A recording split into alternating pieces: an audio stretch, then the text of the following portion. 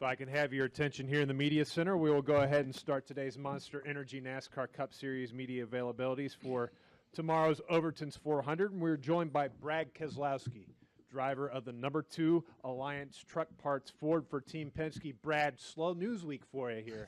As you gained a new teammate in Ryan Blaney, and then you decided to re-sign for a long-term deal with Team Penske. Just walk us through that process and how good it is to come into this week knowing you have that behind you and your future set in stone. Yeah, it's certainly a good thing, without a doubt. You know, those things are tough, and they never go as easily or smoothly as you want them to go. But I think, you know, the most important thing is that, you know, they're done, and we can look forward with a lot of stability, and that stability is important for a number of reasons. It's obviously important for me as a race car driver that I have a place to work and to drive and pursue my passion.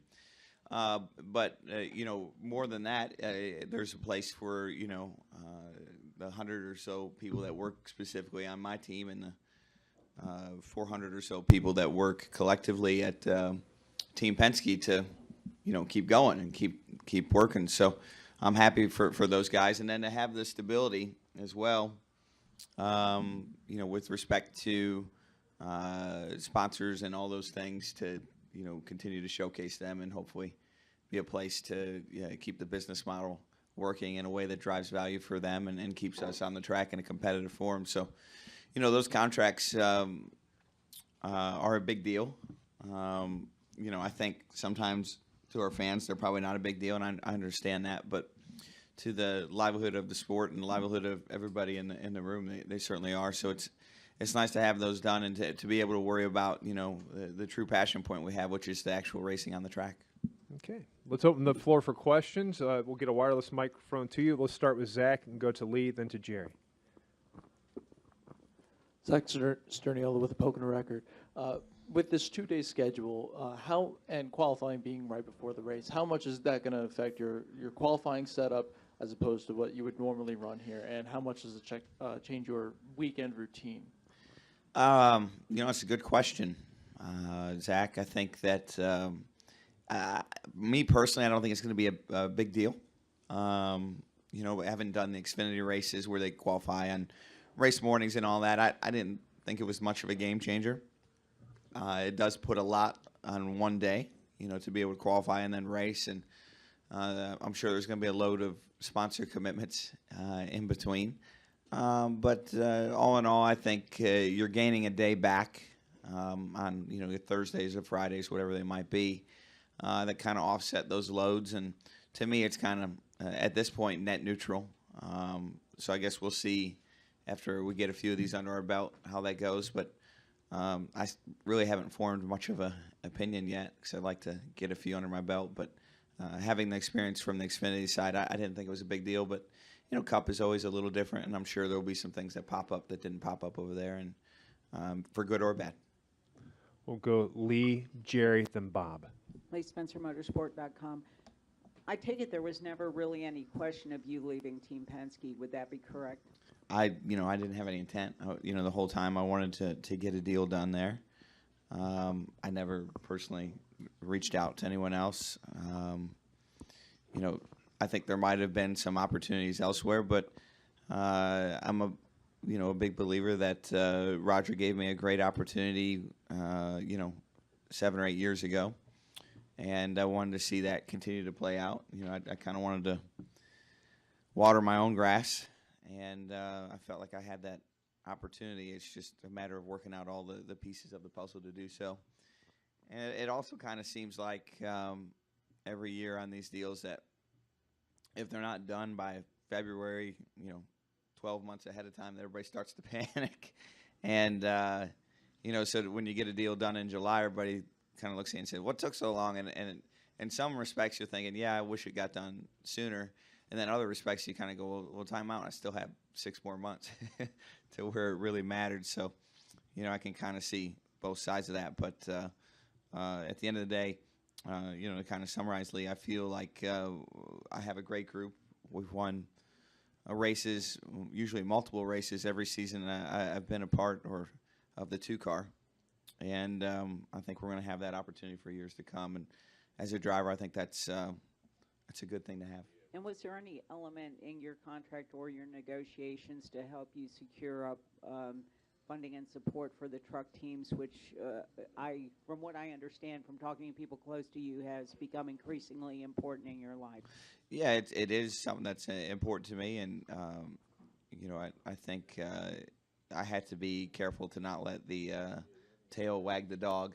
At the end of the day, the Truck Series model is one that for me to participate in, I have to be willing to make financial sacrifices or just lose money, and being a race car driver is what makes that possible. So I have to be really careful with all that. We'll go Jerry, Bob, Dustin, Jeff. Jerry Jordan, KickingTheTires.net and PRN. Brad, there's a lot of negotiations going on with contracts for drivers and teams and sponsors right now. Are drivers having to take less, or are sponsors offering less in your knowledge of what the money is on the table for you guys? Everybody wants more for less. I think that's not just in the NASCAR sponsorship market. That's really in every market. And business models are changing rapidly as our world changes rapidly with respect to communications and next generation and consumption habits. There's a lot of reasons why. I think that sponsorship contracts are going to continue to evolve and change, and the traditional model is probably going to go extinct very soon. If could be argued, probably is getting there right now. The traditional model just being a consumer brand sponsor that just wants to see a car out there with their name on it. I would expect that'll go extinct in the next few years, and that's not always a bad thing. There's other models that work and have proven to be successful, and the teams, although the owners might not agree with it, are still relatively healthy in a lot of regards.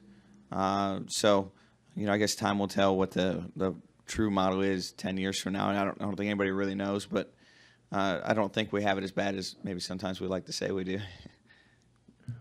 Bob? Bob Hawkers, ESPN. What does the addition of a third Cup car mean for Penske, if anything? Well, hopefully it means more depth, more ability to extend resources into engineering, Bob, to where you can make the car faster. The biggest battle we have right now in motorsports is aerodynamics.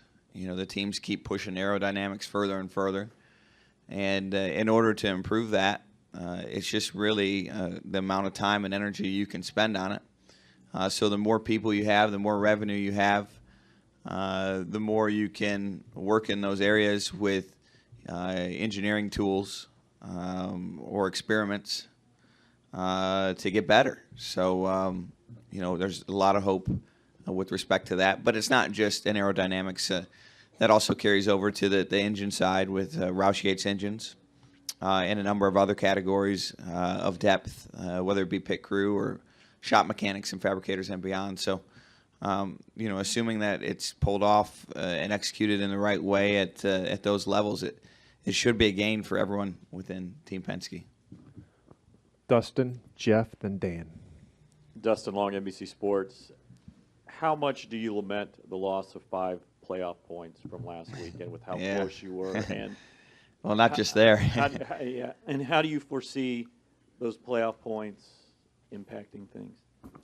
Well, I think the playoff points are probably understated with respect to, we ran the model really early after the announcement, and, it would have made a big difference in almost every season as to who made the championship four with, having playoff bonus points. And it's going to make a big difference, I think, this year. I don't think it's going to change. So, those things add up really quickly. It's also important to note that there's, more points to be earned this year. So when you do fall behind, 40 used to be a lot. And don't get me wrong, it still is 40 points. now, a 40-point race is a top 5-point day. If you kind of accumulate, I call it top 5-point day. If you kind of accumulate at the end of the race what everyone scored for points, 40 points is usually about fifth, give or take, depending on any race weekend. Where 40 points before was like winning the race. So the gaps are a little bit bigger. We've obviously scored more points this year than every other season because of the stage points. So I think there's a little bit of a balance there, but in general, I feel pretty certain that the playoff points will change who makes the playoffs this year versus if there wasn't any playoff points into the final round. So I hope that made sense to you. Do you feel that if you get those 5 points, another 5 points is what you're at, that's the difference between advancing to the second round, the third round, or the third round at Homestead? I mean, if you go back and look at it, do you feel like in a way that might have hurt make it less easier to get to Homestead? Yeah. By not getting that 5 points? Absolutely, but I wouldn't say that was just Indy where I felt that way. I felt that way, I think at Vegas and Richmond were 2 races where we finished second or had a shot at leading or winning the race. We were leading, and it kind of fell apart at the end. But, there's other races where I would say we won Atlanta, and, Kevin was probably the best car there. And like anything else, you kind of have to say there's sometimes you win where you probably shouldn't have, and sometimes you don't win where you probably should have, and you hope to, be on the better side of that, steal more than you have stolen, and it never feels like you are. But, in general, I think that's kind of the bigger picture look that I have at it. We'll go Dustin. Jeff, Dan, then Robbie. Jeff Gluck from jeffgluck.com. Brad, in the press release about your extension, twice it said the phrase "well into the future" as far as your terms. Yeah. What does "well into the future" mean? Does that mean that you'll probably finish your career at Team Penske? Well into the future. Well into the future means that some people hate when you say how many years. I don't particularly care, but they ask me not to. And so, because they pay the bills, I say yes, sir. But I hope to be a race car driver at this level in my 40s, which is 7 years from now. And I don't feel comfortable in saying that my contract is not for that long. So there's no guarantees that I'll be at Team Penske for the rest of my career, but hopefully when the next process comes up, I'll be able to have that opportunity to do so. Dan? Dan Galson, Associated Press. Brad, you said there might come a time where sponsors may not want their logo, I guess, on the car. Well, not necessarily their logo, but they won't be just a pure consumer brand. Okay. Do you see sponsors wanting anything different out of your relationship moving forward in general? I mean, is the sponsor driver, sponsor team dynamic changing at all that you've noticed? Yeah, they just want clearer ROI. If you look at the model of 10 to 20 years ago, where all right, we put a sticker on the car and it feels good, looks good, but nobody knows what the hell it means. That day's kind of gone. Everybody wants a number to show a CEO or a board. So if you're in charge of these programs, data and analytics has really driven how these programs are viewed, whether that's successful or not. And sometimes I think that's good. Sometimes I think that's bad. There's a lot of things that feel right that don't necessarily have a number that show right. And I think sometimes motorsports falls in that category, but not all the time. But I think the biggest thing in general is that, corporate America is becoming, in my eyes, much more analytics driven. And that's really hard to do for any consumer brand. But it's becoming more important for those brands. So, hitting the analytics question just right is really the key to this sport to be successful long term. in the current model. So that means being able to sit in front of a board or a CEO and answer tough questions and have analytics that showcase value. And I think there are a lot of great analytics that do so, but maybe not enough focus put into that category across the sport to be able to execute that. We'll go right here to the front here to Robbie. Hey, Robbie. Robbie Boyd, Sports Illustrated Kids. How old were you when you figured out that you wanted to become a NASCAR driver?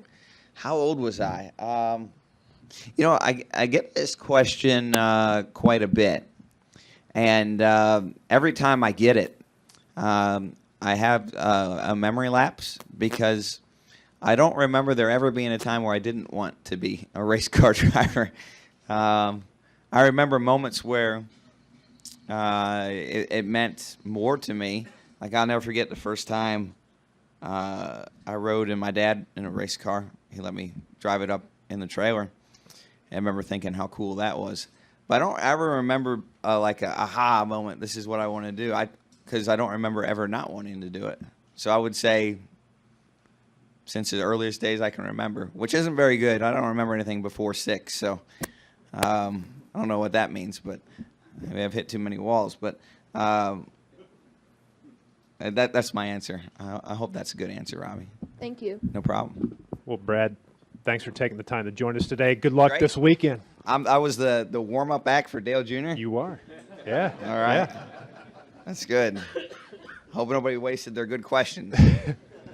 Thanks, guys.